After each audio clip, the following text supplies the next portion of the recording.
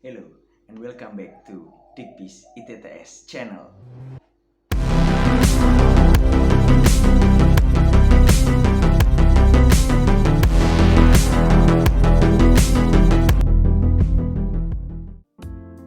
Halo, ketemu lagi. Di video kali ini saya akan membahas cara yang dilakukan dalam menghitung kuantitatif proses analisis.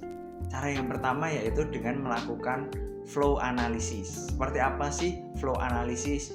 Nanti pengertiannya akan kita bahas di video ini, dan kita akan menghitung di sini. Di video ini kita akan menghitung cycle time dengan metode flow analysis. Seperti apa videonya, seperti apa penjelasannya, langsung aja check this out.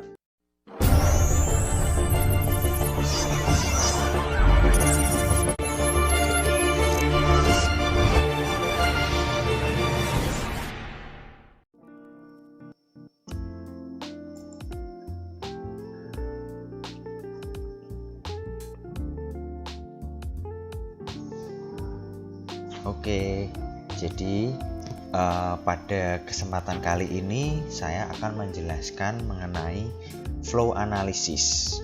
Jadi apa sih flow analysis? Flow analysis ini merupakan salah satu teknik dalam kuantitatif proses analisis.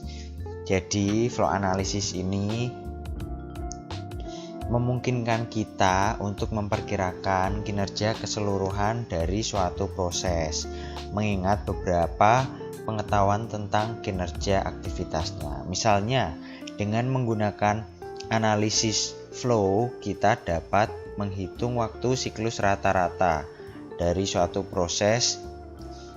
Jika kita mengetahui waktu siklus rata-rata dari setiap aktivitas, kita juga dapat menggunakan analisis flow untuk menghitung biaya rata-rata dari sebuah contoh proses yang mengetahui biaya per pelaksanaan dari setiap aktivitas, atau menghitung tingkat kesalahan dari suatu proses dengan memberikan tingkat kesalahan dari setiap aktivitas.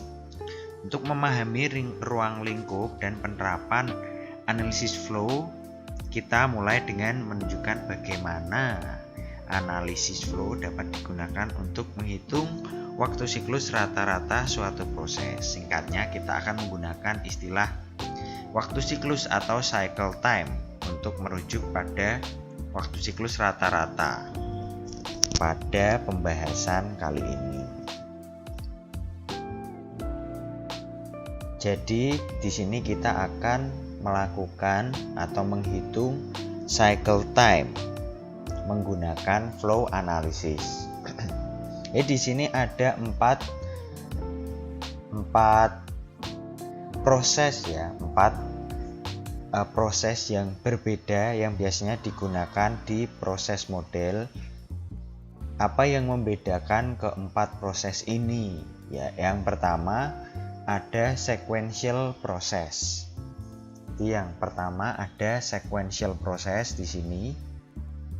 Di sini merupakan proses yang berjalan secara sequence atau seri. Jadi berjalannya secara urut. Dari A ke B ke C ke D seperti itu ya. Di sini contohnya ada proses A memakan waktu 10 poin dan proses B memakan waktu 20 poin. Jadi total waktu dalam contoh ini yaitu cycle time-nya 30 poin. Jadi seperti itu. Jadi sequential process itu sangat sederhana. Jadi semua aktivitas dilakukan secara berseri dan berurutan seperti itu. Lalu yang kedua ada X OR block atau OR block ya. Jadi OR block di sini ini contohnya aktivitasnya tidak dilakukan semua ya. Jadi mungkin berapa persen melakukan aktivitas B, berapa persen melakukan aktivitas C, atau OR ya. Jadi melakukan B atau melakukan aktivitas C. Nah, di sini contohnya ada aktivitas A, aktivitas awal atau aktivitas memulai. Nah, aktivitas ini pasti dilakukan, jadi poinnya pasti dihitung. Aktivitas A. Dan berapa persentase aktivitas B dilakukan dan berapa persentase aktivitas C dilakukan. Kita ambil contoh aktivitas A ini merupakan aktivitas pengajuan kredit di bank. Jadi aktivitas pengajuan kredit di bank, customer mulai mengajukan kredit dan melengkapi berkas-berkas. Ini memakan waktu 10 poin.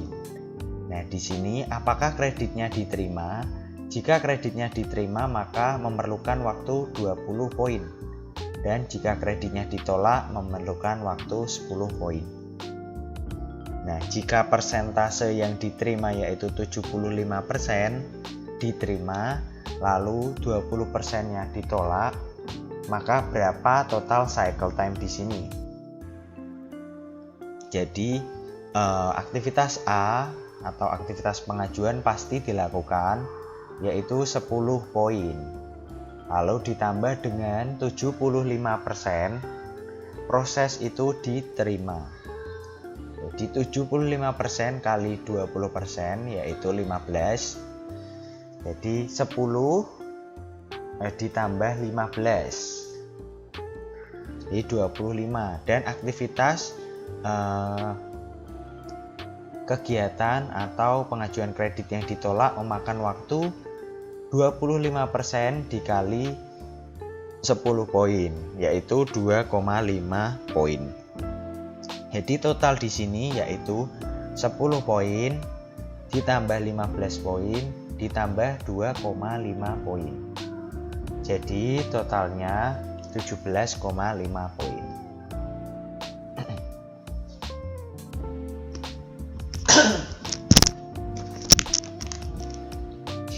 Selanjutnya ada N block di sini, yaitu ini aktivitasnya dilakukan keduanya secara bersamaan.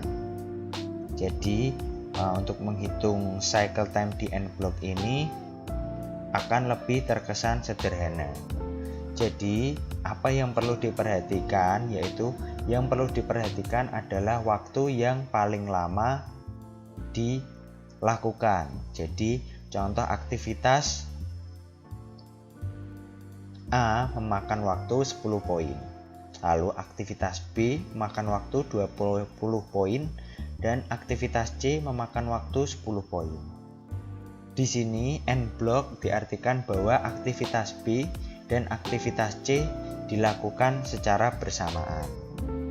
Contohnya seperti pengajuan kredit tadi, aktivitas B ini memeriksa validasi dokumen A, dan ini aktivitas C memeriksa validasi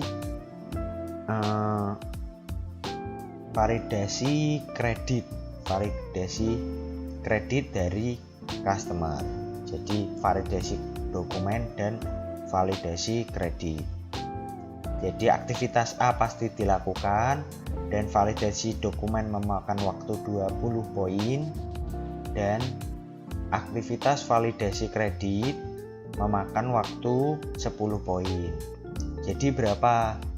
Jadi aktivitas A pasti dilakukan 10 poin dan karena kedua ini dilakukan bersamaan, yang C 10 poin pasti selesai duluan. Dan harus menunggu di sini karena diasumsikan bahwa aktivitas selanjutnya ini tidak akan bisa berjalan kalau kedua dokumen ini tidak selesai. Jadi satu dokumen tidak akan bisa melanjutkan proses di sini. Jadi mau tidak mau proses C harus menunggu proses B yang lebih lama. Jadi proses yang lebih cepat menunggu waktu proses yang lebih lama. Jadi kita hitung di sini berarti yang dihitung adalah aktivitas A 10 ditambah aktivitas yang paling lama 20. Jadi 30 poin waktu hasil cycle time pada model ini.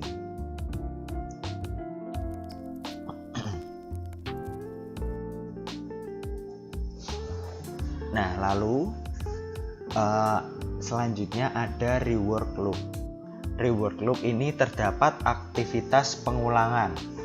Jadi seperti XOR tapi ditolak dan tidak selesai. Jadi masih ada kesempatan untuk mengulang. Contohnya lagi kita di pengajuan kredit, aktivitas A pengajuan kredit, lalu di aktivitas B ini pengecekan, dan apabila diterima kita lanjut ke next step. Dan apabila ditolak, kembali lagi diberi kesempatan untuk melengkapi dokumen kembali. Jadi seperti itu. Pada di sini, jadi yang sudah selesai dapat kita lihat bahwa aktivitas 10 itu 10 poin waktu ditambah 20 poin waktu, tapi yang bisa selesai hanya 80%. Jadi 16. 10 ditambah 16 jadi 26 poin yang selesai tepat waktu, dan yang 20% lainnya menyusul mungkin pada aktivitas selanjutnya.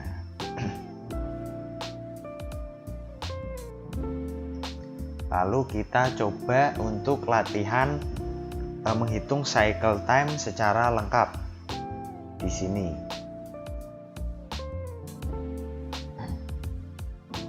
Jadi yang pertama ini ada mengecek kelengkapan dokumen. Nah, ini pengajuan kredit, ini juga tadi contoh kita pengajuan kredit, ini juga pengajuan kredit. Jadi yang pertama kita ngecek kelengkapan, lalu ini tanda plus berarti N block dilakukan keduanya secara berbarengan.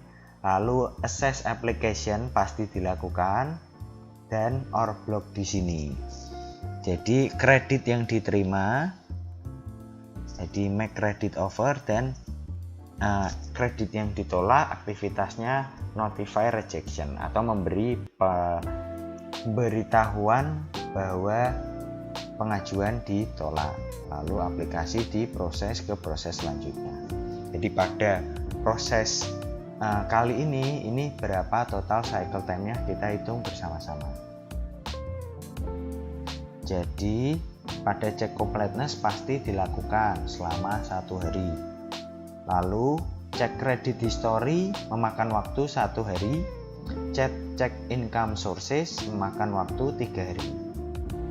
Jadi kedua ini yang dilakukan atau dihitung yang cek income sources karena memakan waktu lebih lama, yaitu 3 hari. Lalu assess application pasti dilakukan selama 3 hari, dan diasumsikan bahwa kredit yang diterima 80%, kredit yang ditolak yaitu 20%. Berarti mohon maaf, berarti ini kita asumsikan kredit yang diterima 50% aja, kredit yang ditolak 50%, biar sama. Jadi kita hitung di sini berarti 1 ditambah 3 jadi 4, 4 ditambah 3 sama dengan 7, 7 ditambah 0,55 kali 1, 1 kali 0,5 atau 50%, jadi 0,5 hasilnya ya. Berarti 7,5 ditambah setengah kali 2 tambah 1 berarti 8,5. Nah, jadi totalnya 8,5 hari kerja. Nah, nanti jika ada menemui soal atau menemui masalah 8,5 hari kerja itu biasanya tidak 8,5 kali 24 jam, bukan seperti itu, tapi 8,5 kali berapa jam kerja sehari yang efektif. Contohnya seperti 8 jam atau 9 jam. Bisa saja 8,5 kali 24 hari kerja jika perusahaan manufaktur yang berjalan non-stop, ada shiftingnya sampai 24 jam. Jadi kira-kira begitu ya teman-teman penjelasan mengenai menghitung cycle time dengan flow analysis. Untuk selanjutnya kita akan membahas mengenai queuing and simulation. Oke, untuk video selanjutnya tetap stay tune. Wassalamualaikum warahmatullahi wabarakatuh.